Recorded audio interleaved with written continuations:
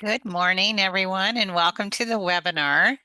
Today's topic is grieving through the stages of dementia, and we have one of our most popular speakers back with us today, so I'm excited for that. Thank you for joining us. Keep in mind that these complimentary webinars are brought to you through a collaboration, a sponsorship with O'Connor Mortuary, Care Choices, Hospice and Palliative Services, Caring Companions at Home, and Alzheimer's Orange County. And my name is Kim Bailey, and I'm a gerontologist with Alzheimer's Orange County, and I will be your host today. Our sponsors are providing these webinars to you as a service to the community on topics that are beneficial for anyone who cares for and works with older adults. We hope that you'll find today's presentation especially informative and useful. And today our presenter is going to be Becky Lamaka. And before I tell you a little bit about her, I want to go over what you need to know if you're interested in earning CEs. So CE credit is available for RCFE administrators, licensed RNs and LVNs, and for LMFT, LCSW, LEP, and LPCC professionals through CAMP and the BBS. You must be online for the full 60 minutes. You must have access to both audio and visual on your computer. If you want CE credit, you can't share your link with others. It's your unique record of attendance. And if you do share your link or use another attendee's link, you're not going to be able to receive your CE credit. There will be a series of poll questions that you should answer immediately. And keep in mind that this isn't really a knowledge check, it's more of proof of your active participation. So if for any reason you have difficulty with the technology, you can type into the chat box your answer just to make sure that we can give you credit and so that we know that you're actively attending. If we don't get any response from you, then you're not going to qualify for the CE credit. There's also a survey to complete immediately as you exit the webinar. You will only receive a survey link by email if you do not complete the survey when we exit the webinar. The email with the survey link is sent out 24 hours after the end of the webinar, and this link, again, is unique to you and your attendance, so please don't share it with others. A certificate of completion will be issued to you by email within 10 days, as long as all the other CE requirements have been met. Some basics for everyone: your mic and your video are automatically disabled and will remain so throughout the presentation. But you will have the opportunity to ask the presenter questions about the presentation. And all you have to do for that is type your question into the chat box in the taskbar. And I'll save your questions and answer them in a regular Q&A session at the end of the webinar. If the Q&A session runs long, you're welcome to stay for that. But if you're requesting CE credit, you're only required to stay for 60 minutes. We won't be responding to raised hands. And again, I want you there's a reminder to complete the survey immediately as you exit the webinar. All right, so with all that said, now I'm very thrilled to introduce our presenter to you. And Becky Lamaka, MACTFT, is the Director of Grief Support and Education at O'Connor Mortuary. She holds a master's degree in counseling psychology and her fellow in thanatology. Becky is an expert in the field of death and bereavement with 2 decades in nonprofit senior care before joining O'Connor Mortuary in 2013. Becky is a past board member of the Association for Death Education and Counseling, the international professional organization which is dedicated to promoting excellence and recognizing diversity in death education, care of the dying, grief counseling, and research in thanatology. She also serves on the Trust Institute Committee for Selected Independent Educational Trust, whose focus is to bridge the educational gap between mortuary science school and on-the-job training. Locally, she serves on the board of directors for the Newport Mesa Irvine Interfaith Council, the Advisory Council for the Trauma Intervention Program, and is a board member of Lemons to Lemonade Foundation, providing grief support to children and teens in Orange County. Becky is passionate about educating the community on how to cope with death and the journey of grief after loss. Her true passion lies in normalizing the grief experience and helping to create a world in which grief is embraced, understood, and respected. So, with all that said, I'm going to invite Becky to come on camera and take over the presentation. Becky, thanks so much for being with us here today. Thank you, Kim. So great to be back with everyone on this rainy Tuesday morning. We're going to get right into the presentation. I just wanted to go over some objectives that we're hoping that you will gain at the end of our time together, having a clear understanding of the normal grieving process, exploring how normal bereavement is potentially complicated by dementia, developing some practical strategies for coping with ambiguous and anticipatory grief, and then utilizing tools to provide support to persons with dementia who are grieving.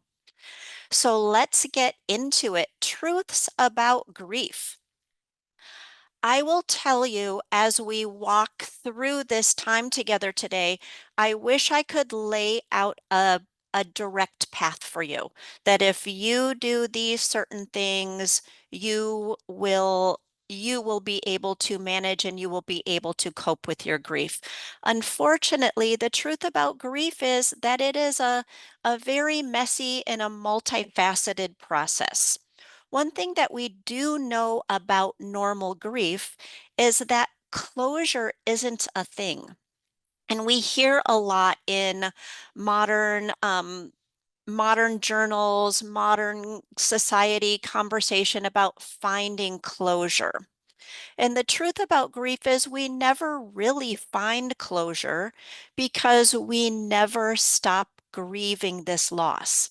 Now, the good news is it does change over time, and it will certainly look and feel differently over time. And that is okay. A lot of us have heard about Dr. Elizabeth Kubler-Ross. And if you Google grief, a lot of times what will pop up is what was coined as the 5 stages of grief. And Dr. Elizabeth Kubler-Ross actually was focusing on 5 stages of dying when she did her research. She was meeting with individuals who were dying, and she found these common stages that people were feeling as they were dying. Over time, this um, this kind of got construed into becoming what we now know as stages of grief. And really, over the past 40 years, what research has taught us is we do not grieve that way. And even Dr. Kubler-Ross, at the end of her career, realized that these stages were not principal to how we grieve. What we do rather than grieving in stages or in this stepping stone process is when we grieve, we're all over the map. Now, we may experience anger, we may experience denial, we may experience all of these different stages, but they don't come in any particular order. And they could come and go within hours, within days, within weeks, within months. Grief is a very normal reaction to loss. It's not a finite process with a beginning and an end. Grief lasts as long as it lasts. It's an unavoidable part of our life, and it's present in even things that we consider to be good. So when we think about things that we consider to be good, things that bring us joy in life, um, a wedding, There is the joy of these two people coming together, yet there's a little bit of sadness maybe in these individuals that their independent life is about to change. Anybody who is an empty nester knows that there's great joy in launching your children and sending them off to college, sending them off into their careers, young adults becoming part of society. Yet there's also that sadness of the fact that they're not with us anymore. So grief is a normal reaction, a very, very personal experience, multifaceted, that is beyond emotion. It's physical, it's cognitive. And then knowing that while we always grieve in some way, it does look and does feel differently over time. And we are at our first poll question of the morning. Okay. And it is a true false. Grief is a normal reaction to loss. Audience, is that true or false? Let's go ahead and have you weigh in quickly. If for some reason the poll isn't functional for you, then you put your answer right into the chat. Grief is a normal reaction to loss. Is that true or is that false? Going to give this a few more minutes, or seconds, I should say. All right, and then we're going to go ahead and release the results and see how everyone did. And it looks like everybody got it right. So that's great news. Now back to you, Becky. All right, great work, everyone. So now that we've talked a little bit about normal grief, we're going to spend the rest of our time talking about how grief affects us as caregivers, as professional caregivers of those who have a dementia diagnosis, and for the individuals with the dementia diagnosis. So when grief is associated with an illness that cannot be cured, how do we accept these losses? And a lot of people describe this particular type of grief as little deaths in the course of the disease. So, some of the ways that we accept these losses is we create a morning kindness ritual. Now, that's going to look very different for each and every one of us on this webinar today. But what is one thing that you can do for yourself each morning to provide that kindness to you? And then we're going to talk a little bit deeper about naming the stressors and naming the grief that we are experiencing at a particular time in a day, a week, a moment of time in this journey.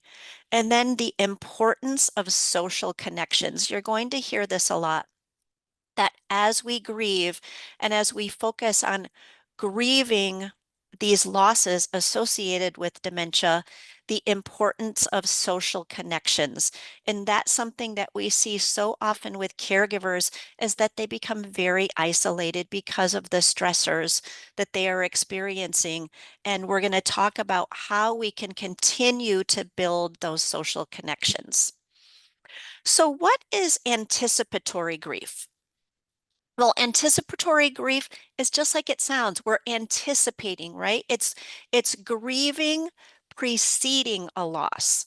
And oftentimes people will describe this anticipatory grief when they are living through an illness. One of the other things that we note in anticipatory grief is that we're grieving a change in the relationship.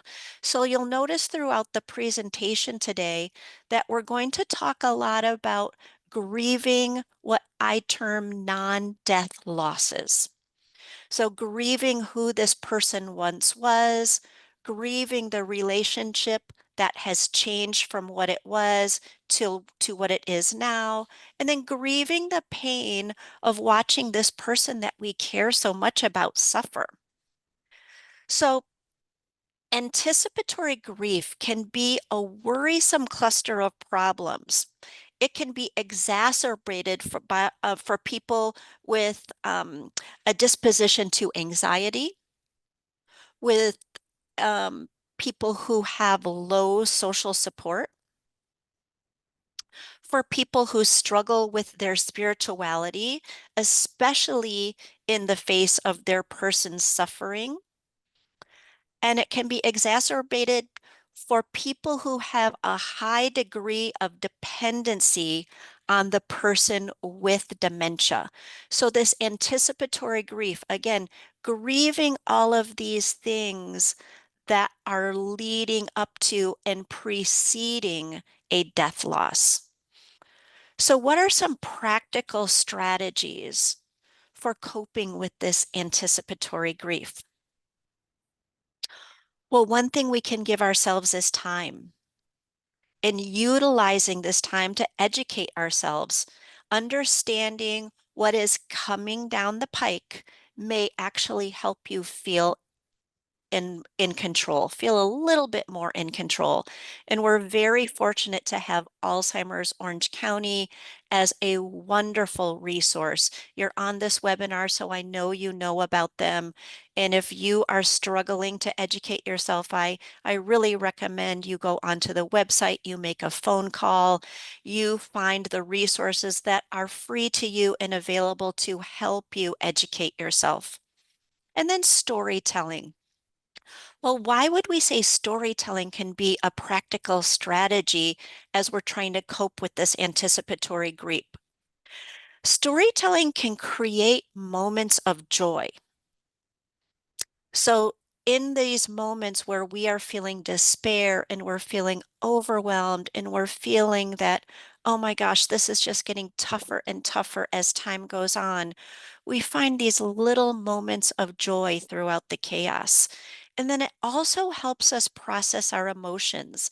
It helps us find meaning and it helps us feel less alone. And then role transition. Role transition is a very real and very prominent part of this anticipatory grief. So while it's really natural for us to think about the future, we can also let that thinking about the future turn into almost debilitating anxiety. So, really focusing in this role transition in not only educating yourself and understanding what is to come down the pike, but balancing it with being present in the moment and cherishing the time you still have. And finally, resolving unfinished business, discussing those things with family, with people close to you that are unresolved, and discussing end of life wishes. The other thing we find as we're grieving through the stages of dementia is something that we call ambiguous loss. We see this often in the case of dementia. The person we love is physically present, but psychologically, maybe emotionally, the spirit of that person is absent. Feeling stuck or feeling frozen in our grief can be something that we experience and as a symptom of ambiguous loss. And then feeling isolated because people just don't understand or recognize what we're feeling and the type of loss that we're experiencing. Other people's don't Other people don't understand, I don't understand why you're so sad. Your mom is still here, your husband is still here. Society doesn't have accepted norms for surrounding this type of loss. So we isolate, we turn inward because we feel like nobody understands. And then this potential for loss stacking, or what I call grief spillover. As we're experiencing these ambiguous losses, we start to stack. It brings up past losses that we've experienced in our lives. It spills over to grief that we have experienced from previous times in our lives. So all of these things create these unique stresses and this ongoing feeling of uncertainty that is this term ambiguous loss. So once again, what are some practical strategies that we can utilize as we're experiencing this ambiguous loss? Now, there are no clear-cut strategies. It's about finding ways to live with the uncertainty. That uncertainty and that anxiety is such a big part of this ambiguous loss. Finding ways to live with this uncertainty and finding ways to make meaning of it. So knowing that the present does not replace the past, living in this moment, knowing that the illness is not the person, leaning into our grief. And that can be a very hard thing to do. Acknowledging our grief without a final resolution. Very difficult to do. We can often want to be busy, be the caregiver, do things to get our mind off of our grief. Yet actually leaning into our grief can help dissipate it. So when I talked about leaning into our grief, there are some questions I like to ask myself. And it can be on a daily, an hourly, a weekly basis. Here are some of the questions I ask myself. Why am I feeling this way? What might I be sad about right now? And it's okay to acknowledge that sometimes what I'm sad about right now is what I call a secondary loss. And we can often feel guilt when we acknowledge these secondary losses. And what is a secondary loss? Well, it's something that is not the primary. I'm not grieving at this moment when I ask myself, what am I sad about right now? It's not the fact that this disease is robbing my person and my family. It's, boy, I wish I had somebody to go to dinner with. We used to go on these Tuesday movie date nights, and I'm really missing that. And we can place really unneeded guilt on ourselves to allow ourselves to experience this secondary loss. There's a gentleman named Doug Manning who is a retired pastor and did a lot of training in his lifetime with celebrants, leading ceremony for people who had died. And he is also a licensed funeral director. He wrote a book called Don't Take My Grief Away from Me. And he, in his book, was describing his own grief he was experiencing after his wife died. And he was asking himself these same questions. And when he came to what might I be sad about right now, he acknowledged that while he was grieving the death of his wife, he also was dealing with macular degeneration. And that had some profound changes on his independence. And he had to give himself permission to grieve these secondary losses and realize that some days the fact that he could no longer drive and did not have the independence of getting around where he needed to go was the primary focus about what he was sad about. Did it mean that he was not grieving the death of his wife? Absolutely not.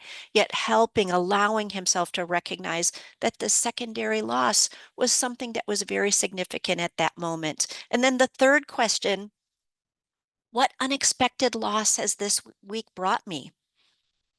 And again, just like those secondary losses, it could be a very, what I call practical side of grief. Maybe having to close an account, maybe having to figure out how to manage the finances, maybe figuring out how to have to cook, maybe nobody to go to dinner with. So again, that unexpected loss could be something very practical that you see you could guilt yourself into saying, oh, this is so insignificant in the big picture of things. How terrible of me to feel this way.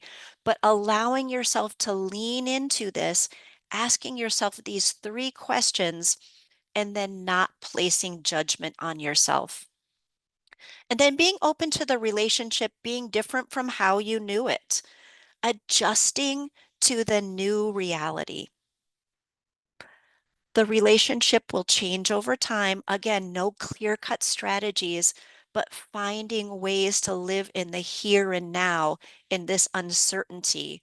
And then I said we were going to talk a lot about this connecting with others. So important that we do not isolate ourselves and we figure out how to connect, whether it's through a support group, meeting up with friends, having phone conversations, FaceTiming with people, but finding those ways to connect with others so you're not isolating yourselves. I want to spend a little bit of time talking about non death losses. So these are just a few things, and you, I'm sure, can think of many, many more. These non death losses are real losses, and we grieve these things: loss of autonomy, loss of relationship, those secondary losses that I talk about, loss of roles. That is so significant in this changing of this relationship, loss of roles and changing of roles, illness, financial losses. All of these things come into play and are a part of this ambiguous loss and this anticipatory loss that we're feeling as our person is going through this dementia diagnosis. So again, as we talk through these losses, I always like to give practical strategies and ways that we can explore these feelings. Again, not finding closure, not being able to fix our grief, but simply exploring these and again leaning into them to help them dissipate. So, naming our emotions and not labeling them as good or bad. When we ask ourselves those questions, those three questions about what loss am I experiencing? What am I feeling this week? Not labeling them as good or bad is the hardest hurdle for us. There's a movie, I think there are actually two movies called Inside Out, a Pixar animated movie about a girl and her emotions. If you haven't seen the movies, please, if you have time, take a few minutes. And download them, watch them. You can probably watch them on one of the streaming devices, but a beautiful example through a children's animated movie about not labeling our emotions as good or bad. We so often do this in our grief, and we create this enormous stress and enormous guilt. So trying not to label these emotions, engaging in calming activities. In that very second or third slide, we talked about creating this morning ritual to be kind to yourself, starting your day with kindness to yourself. So finding these calming activities for you. And again, this is very individualized. What may be calming for me may be very different from what is calming for you. It may be that morning cup of tea or that steaming hot cup of coffee in the morning. It could be watching a mindless television show. It could be reading. It could be doing a puzzle. It could be just sitting quietly. So finding those and engaging in those calming activities as you're grieving these non-death losses that are coming at you and coming at you and coming at you. And then the practice of gratitude. This is something when I talk with people about their grief and their loss, that can be a really difficult thing. And people will say, you know, how do I find gratitude when I'm living in this situation? Yet finding those little moments in the day that we can be thankful for. It's those lessons of loss. And when we find those tiny little pieces of gratitude, no matter how small they may be in our day, and leaning into those little lessons of loss, Those are what helps to shape and reshape our lives, and it's helps us find meaning in this experience we're going through and helps us move forward. And then stopping the blame game. Again, that guilt. And we'll talk a little bit in a couple more slides about not shoulding ourselves. How do we stop? I should have done this. I should have done this. What if? What if? Why didn't I do this? Why wasn't I kinder? Why did I explode here? Why did I get so angry? Why didn't I think about this before? Why didn't I notice this? Our minds can go down this rabbit hole, and we talk about ambiguous loss and how it is fueled by this anxiety and uncertainty. Well, when we get into this blame game, it just lights that fire. It lights that fire. And all of a sudden, our minds start swirling, and the anxiety and the uncertainty gets so much worse. So, stopping the blame game and reminding ourselves we're doing the best we can with the knowledge we have at this moment. And then once again, finding our support system. I told you we were going to talk a lot about the importance of finding those resources for yourself. So even if it's one or two people in your life who you know you can call, whether it's finding that support group through Alzheimer's Orange County, gathering information, arming yourself with knowledge, finding that support for you. Maybe it's somebody through your faith community who you know is there and who is going to support you or pray for you. Whatever that looks like for you, finding that support system. And if you're feeling like you're struggling, and I'm so deep in this dark hole and I'm so deep into this blame game that I can't dig my way out to find my support system. Call Alzheimer's Orange County and let them help you. Let them help you find that support system. We are at poll question number 2. Okay. It is loss of independence is a form of grief. Is that true or false, audience? Let's go ahead and have you weigh in quickly. Once again, if your poll mechanism isn't working for some reason, you can put your answer in the chat. Losing independence is a form of grief. True or false? Okay, we'll give it just a couple more seconds. And let's go ahead and release those results. And it looks like the vast majority of you got that right. So good job, everyone. And back to you, Becky. Thank you. Great job, everybody. So let's talk a little bit about grief as a caregiver. All of these things, the guilt, the burnout, shame, our own physical illnesses, fluctuating emotions, anger, sadness, anxiety. Did you notice I left one out? Relief. Relief, right? And that can cause guilt sometimes. We don't want to feel relief because then we feel guilty because I have not been a good caregiver, right? So what could relief look like? It could be relief that you have found some resources.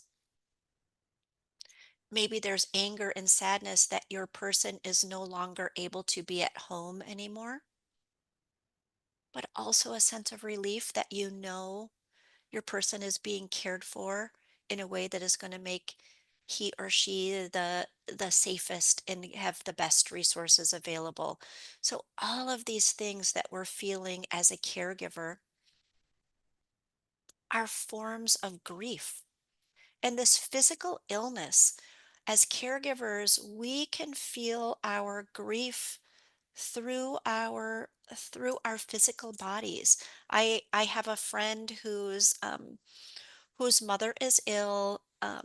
She's home with caregivers, and in addition to her um, acute physical illnesses, she's had a fall that she has been experiencing. She also has cognitive impairment. And while they have caregivers in the home and the adult children are there helping also, her husband, her spouse, as her primary caregiver, is experiencing physical illness. He is having some health issues. And as as a result of his grief, he's seeing this through his own physical limitations and needing to use a walker. So all of these things that we're going through as caregivers, again, what are some practical strategies?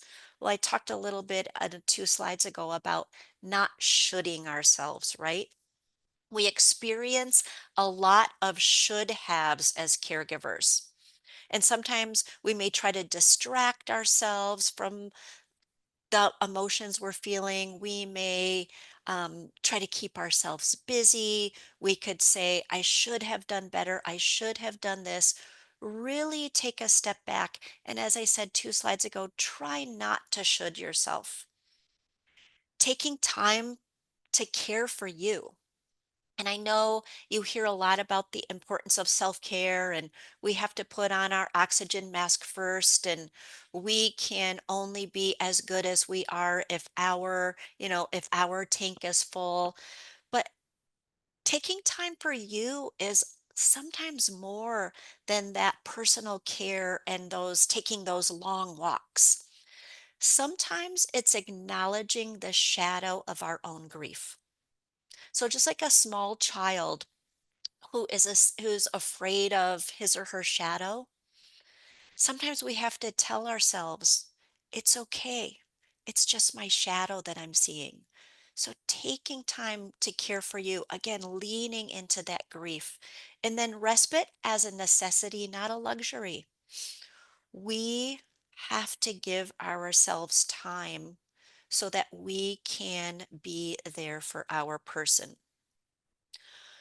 And then acknowledging our emotions. Sometimes we may be hyper aware of gratitude, of growth, of strength. Sometimes we're trying to focus on only the positive. Sometimes it may be the opposite. Sometimes we may be focusing on these really hard emotions and focusing on the pain and not wanting to feel any joy because we don't want to acknowledge that part of what we're feeling. The key is balance and listening for the voice in yourself and taking those small little steps every single day to realize that we can experience all of the emotions in our grief: profound sadness, profound joy. And then reminding ourselves that we're making sound decisions based on the reality of our situation today. Allow yourself to be changed by it. It's not about pushing ourselves out of a grief cocoon or being a critic of our inaction or indecision. It's a reminder that we have a choice every single day, countless small choice points, not just big decisions or paths, but tiny everyday moments of choice. Choices that happen even when we feel frozen and thinking we're not able to make any change, that we're not able to move into these new routines and new rituals. Grief and joy can coexist. It's not an either or, it's a yes and. So allowing yourself to feel these feelings, to feel these fears, to make these choices, to explore these new perspectives, new routines, and new rituals. There's something that I like to call that is the tear model of grief. Tear, like we were having a tear roll down our face. And it's based on Dr. William Worden's Tasks of Mourning. And the T stands for accepting, to accept the reality of the loss. The E stands for experiencing the pain of the loss. The A stands for adjusting to a new life with the role changes, the relationship changes, the person being present in a very different way. And then the R stands for reinvesting in a new reality. So allowing ourselves, not that it's easy, not that it's not painful, but allowing ourselves to be changed by this season that we are in our life. And I want to talk a little bit about supporting persons with dementia who are grieving.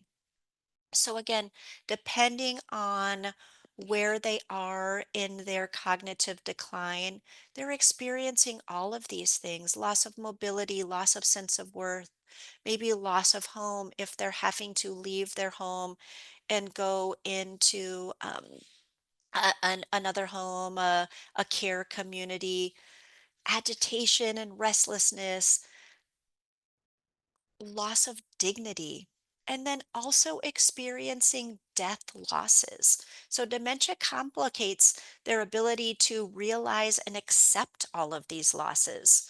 So, what are some ways that we can come along and support these individuals? I get a lot of questions from families about how do I tell the person in my family who has dementia about the death of somebody that they love.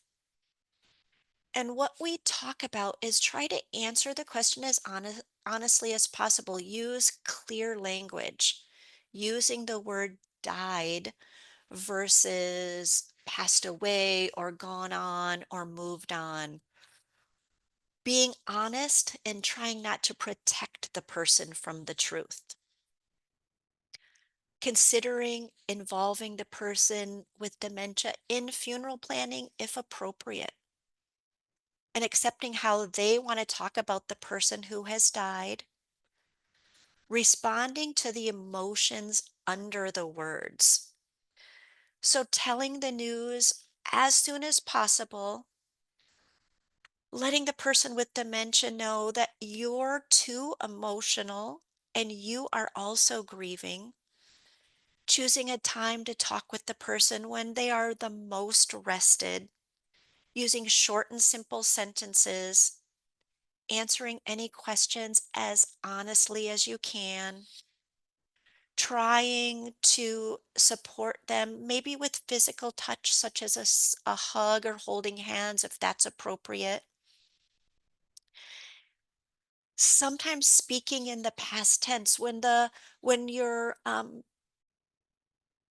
responding with to the emotion under the words. Sometimes people say to me, but they keep on bringing it up. We'll talk about it, and it's been months or it's been years and I'm still getting this question about, where's dad? Why isn't dad here? So sometimes speaking in past tense about the person. I loved mom's holiday cookies. Or maybe trying to talk with them about the person who has died and express your sadness. I sure do miss mom. She always made birthdays so fun, didn't she?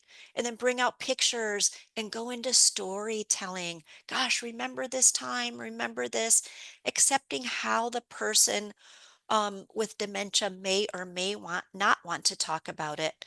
And then if the person is becoming agitated, responding to the emotions under the words. What are you hearing? Gosh, you sound like you're really frightened.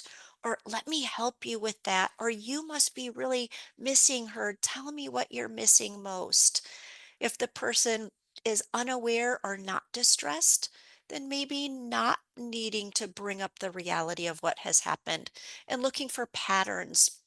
Are there particular times of day or looking for an unmet need? And then using distraction only when the other ways of dealing with the grief are not working. So each family will find what works best for them and then trying to be consistent as possible. You can be the most supportive to the person with dementia, again, if you also take care of your own needs and get that support and find that those people who can be by you. Excuse me. And then remembering that this is a stressful time for all of you, sharing your own feelings and being patient. We're up to that third poll question. Okay, let's see what it is.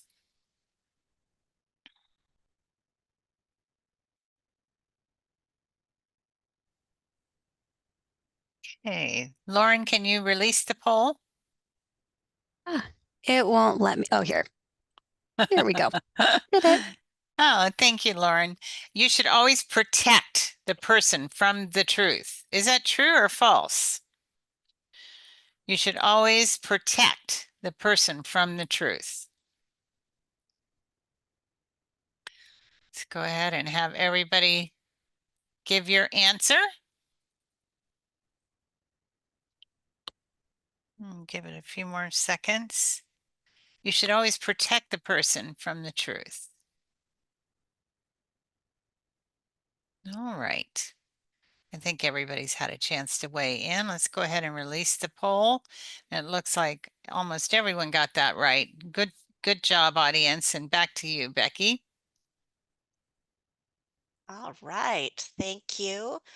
So, taking in the good, we've talked a lot about some practical strategies, how we can cope with the various types of grief and the various things we're grieving as we're caring for someone with dementia. What about taking in the good? This goes along with that comment I made about finding gratitude. And here's the trap. The trap is believing we have to wait for the pain to disappear to do things that matter, to do things that help us feel good, and to do things that rebuild rather than waiting for the pain to disappear. We lean in to how to live well even when we don't feel good. So it's about reworking the relationship rather than relinquishing it. And I'm going to say that again. It's about reworking the relationship rather than relinquishing it. In other words, grieving entails reaffirming and rebuilding a world of meaning that has been challenged by these losses. So we have these enormous losses that are building, that are stacking, that we know are going to continue to grow. And rather than waiting for that pain to disappear to move forward, we move forward in the midst of it. Grieving entails reaffirming and rebuilding a world of meaning that has been challenged by this loss. So we do this through these things you've seen on the screen: restorative practices, finding hope, resilient coping, mind body practices. Those are things like journaling, yoga, art, meditation, holding space, tolerating ambiguity. So, one of the ways I like to do this is through reaching in and doing this, what I call who am I test. And here's what the who am I test looks like. Who was I before? And then I ask myself, who am I now in this moment? Maybe in this hour, maybe in this day, this week, this season. And then who do I want to be? So, very similar to those questions I'm asking myself when what loss am I experiencing? What unexpected loss has come my way? What am I sad about right now? This who am I test, asking those, asking similar to questions. Who was I before this diagnosis? Who am I in the midst of this diagnosis? Where I am in this moment? And who do I want to be? So this who am I test helps us reconnect to our core enduring purposes in our life. Helps us find strands of consistency and helps us focus on our needs at the moment. So, all of these things, these 6 things that you see on the screen here, are all things that when I ask myself this who am I test, these things come into play to help me get out of that trap, that I don't have to wait for the pain to disappear to do things that matter and to rebuild and to live my life well, even though I don't feel good. So there are 7 realities of change. Change causes loss, a truth that often goes unrecognized. Even positive change can cause loss and grief. Unchosen change can leave us feel powerless. And that's such a big one. No one chooses to have this diagnosis. No one chooses this for a family, for their worst enemy. An unchosen change can leave you feeling powerless.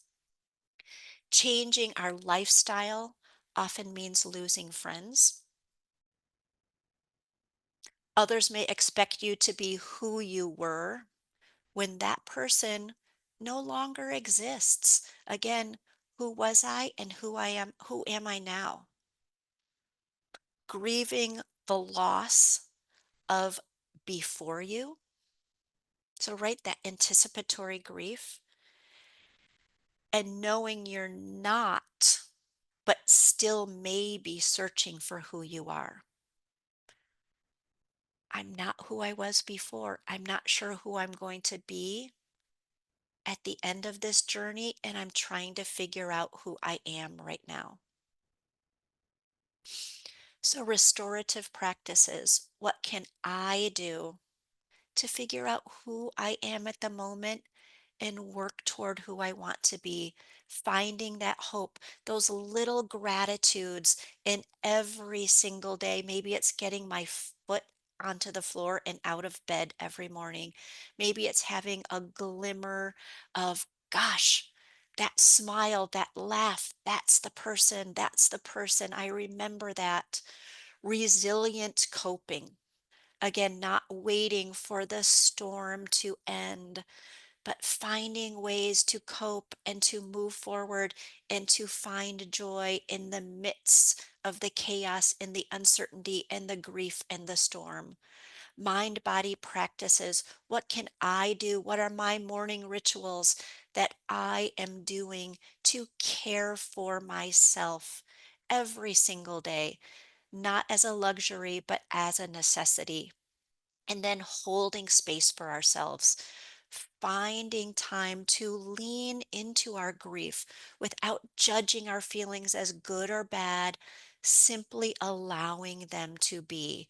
And sometimes by recognizing these feelings, it helps to dissipate those feelings that we see as not pleasant and not good.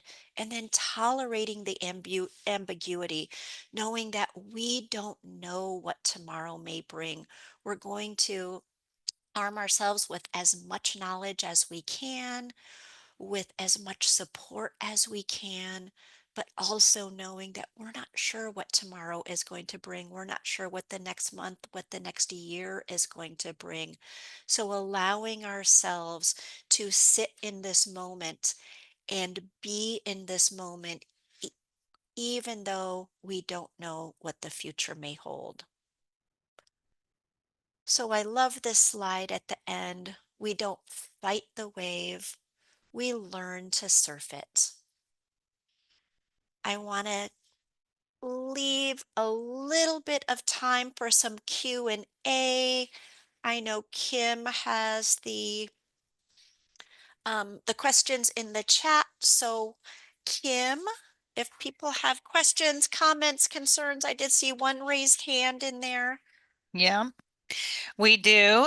Before we get to the Q&A, just a couple little housekeeping things that I'd like to go over. First, I just want to say that was fantastic. And I think everybody agrees. We've had some nice comments in the chat box as well, just about how fantastic your presentation was. So we also want to remind everybody of the importance of being aware of implicit biases or, unconscious stereotypes as we care for others.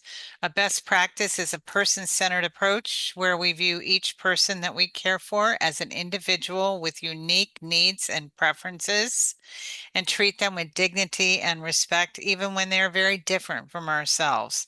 If we always listen carefully and respectfully so that we can understand their perspectives, values, and preferences, we can build trust and provide the highest quality of care. And I know this is especially important with people who are grieving and, when we look at the whole field of death and dying, there are a lot of cultural differences, and we need to really meet people where they are in their grief and honor their traditions. Okay. Just a note to everybody, because it's 12:25, that if we're going to start the Q&A in just a second, but if we do run past 12:30, you're welcome to either remain online to ask your question or listen to the answers, or if you need to leave the webinar, you can. Just make sure for CE that you're getting your full 60 minutes. I also want to take a minute to thank our sponsors once again.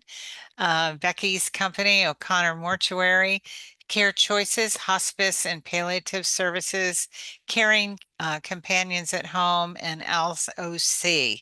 Also, mark your calendars for next month's webinar on 11/11, and that will be dementia-friendly holidays featuring another popular speaker, Miriam Galindo. Dr. Galindo will be back with us. So, okay, now let's get to our questions. So I see that someone is asking for clarification of TARE. What does TARE or TIER? TIER. It was TIER TIER. model. Sure. Yeah. Sure. It's actually based on Dr. William Warden's tasks of mourning, his 4 tasks of mourning.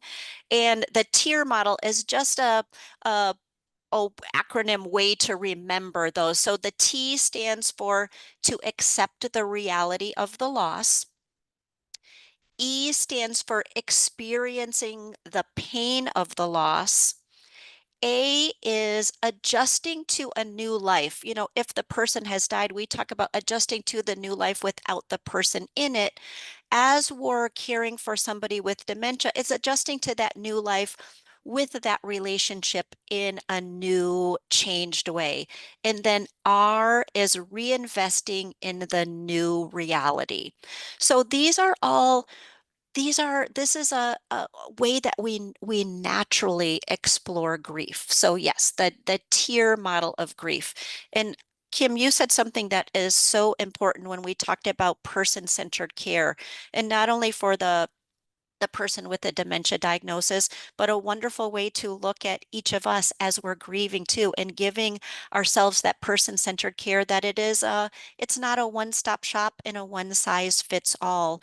And then again, so important about the cultural diversity. And I didn't go into a lot of that because it seriously could be a whole nother session on cultural diversity. Yet one of the things I like to how I like to think about cultural diversity is for me to be culturally curious. And people so often they want to share with you what their cultural practices are and what their beliefs are. So if you're a professional caregiver and you don't know the family's beliefs, ask them. I've rarely had anybody say, "Oh my gosh, I can't believe you're asking me that."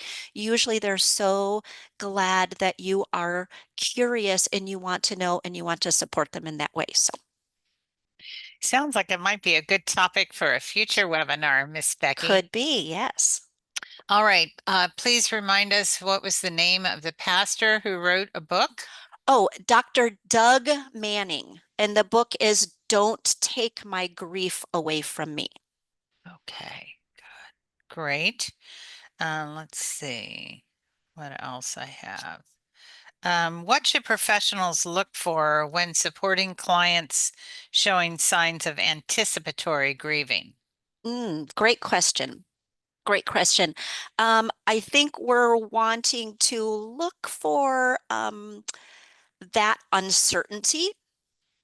I am feeling kind of paralyzed and I'm feeling a little bit isolated in this grief. Um, Again, it can be exacerbated by people who already have a disposition for anxiety. So if this is somebody who is highly anxious before this diagnosis, those are things we would want to look for to help them get the support.